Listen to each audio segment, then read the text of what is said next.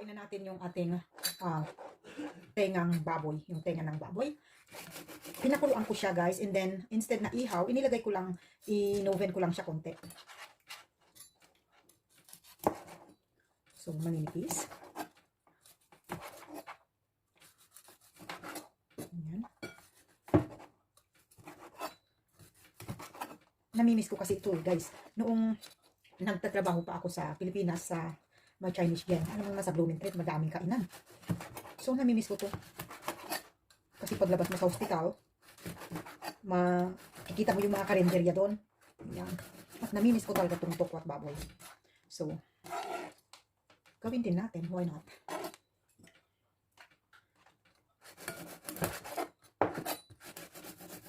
Matigas na.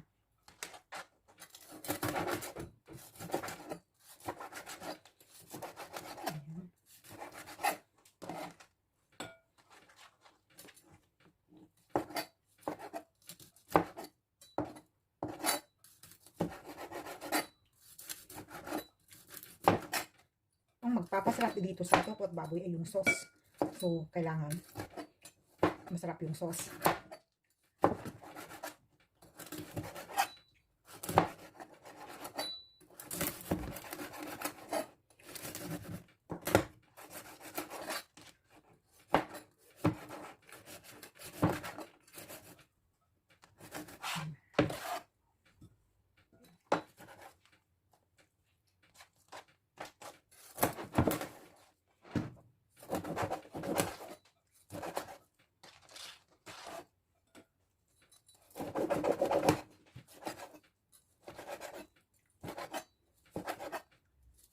Ayan.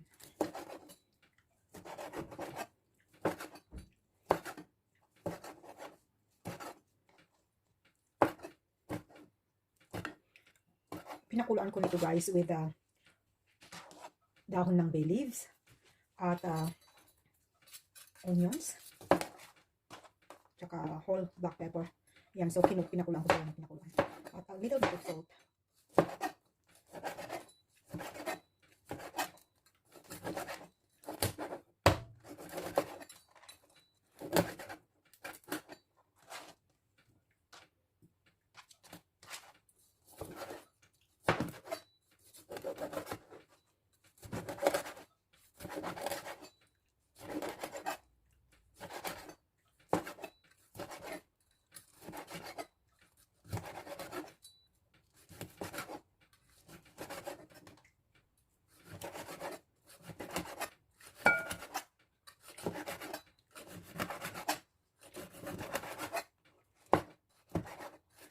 Ayan.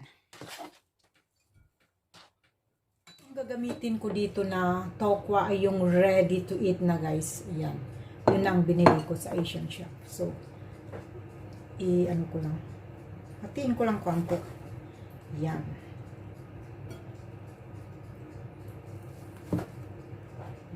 Hati-hati lang.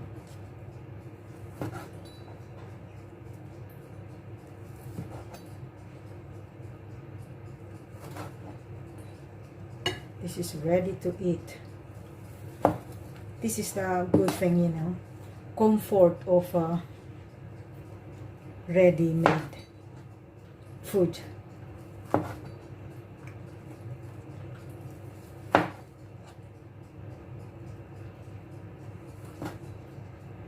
I think it's too big. Shall I put a bit more? Hiwain konti. Masyadong malaki, chunky. Yan.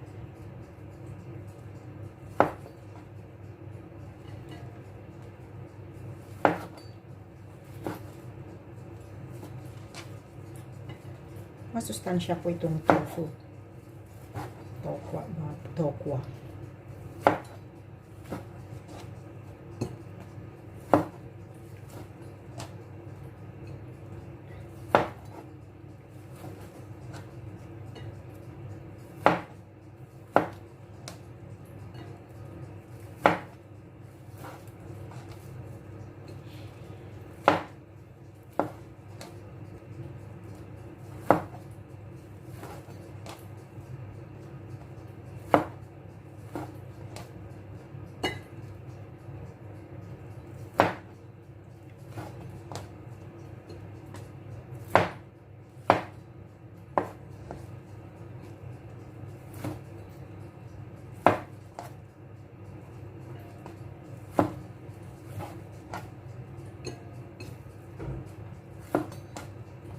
Okay. Gawa po tayo ng Tokwa't Baboy sauce. Ayan. Una, hiwain muna natin ang ating sibuyas.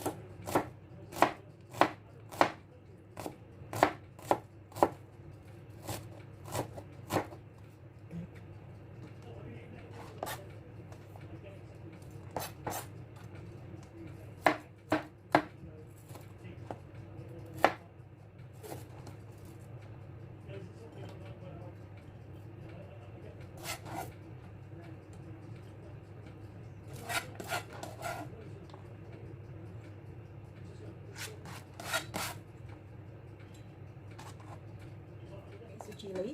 I don't have fresh chili, guys, so I will use the one in a bottle.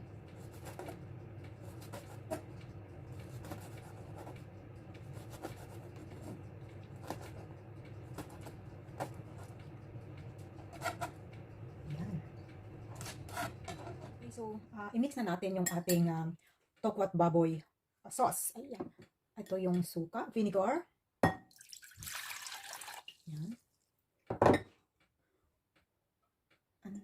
Ito yung 1/2 cup of water na ang ginamit ko po is mayroon siyang, nilagyan ko pa siya ng isang pork cubes. Ayan, so ihahalo natin. Ayan, para mas malasa po yung ating sauce. Yung iba, broth, yung pinagpakuluan ng pork nila, yun ang ginagamit nila. Pwede rin naman. And then, ang isusunod ko na ihahalo ay ang soy sauce. Ayan, ang soy sauce natin.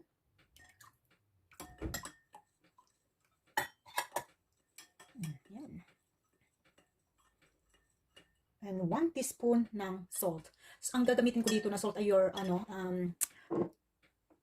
garlic salt, it's called. Yan, garlic salt. Pero syempre kung wala kayong garlic salt, yung ordinary salt pwede na. Pwede na rin naman. Ayan. Extra flavor lang yung garlic kaya nilagay ko. Okay. Ayan. Tulad nga yung sabi nila na lahat na acidic na gagamitin natin like vinegar, tomatoes, or whatever, lalagyan natin ng sugar para mabalance yung taste. Ayan. Lalagyan natin ng sugar. Then, kailangan natin mix para make sure na matunaw lahat yung ating mga spices there like yung sugar and salt. Ayan. And then, lagay na rin natin yung ating onions and chilies.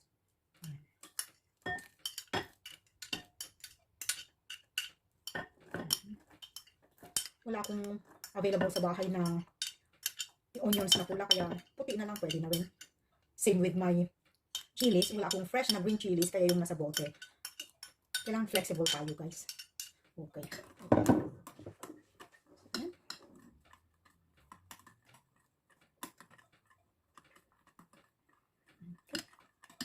Ayan, so gawa na ang ating sauce.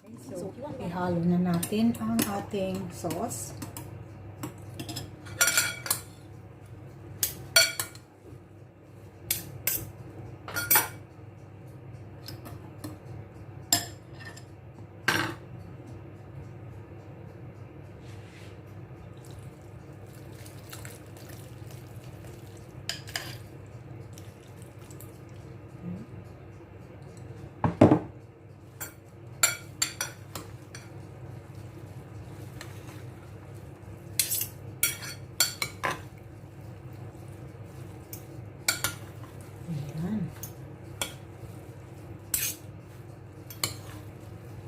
Another craving satisfied.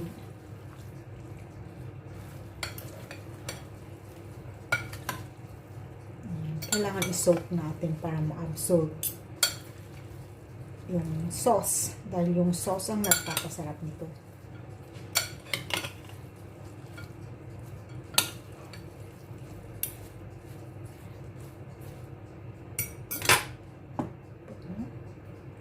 Lagyan na natin lahat. Ayan. Para soak na soak. Ayan. Ready na ang aming appetizer.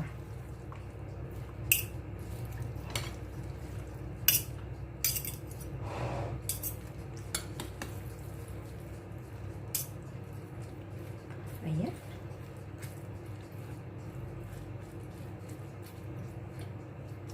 Ayan na po ang aking Tokwa't Baboy ala Tita Ching.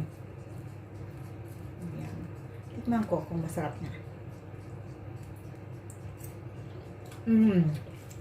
Yes, perfect. Ayan na guys. Come and join.